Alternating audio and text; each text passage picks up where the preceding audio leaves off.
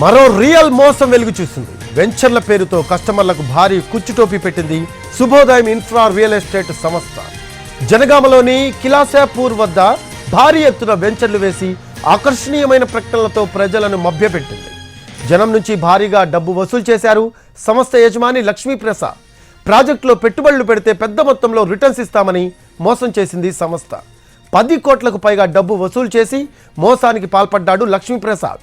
బాధితుల ఫిర్యాదుతో యజమానితో పాటు అకౌంటెంట్ వెంకట సత్యను అరెస్ట్ చేశారు సైబరాబాద్ పోలీసులు.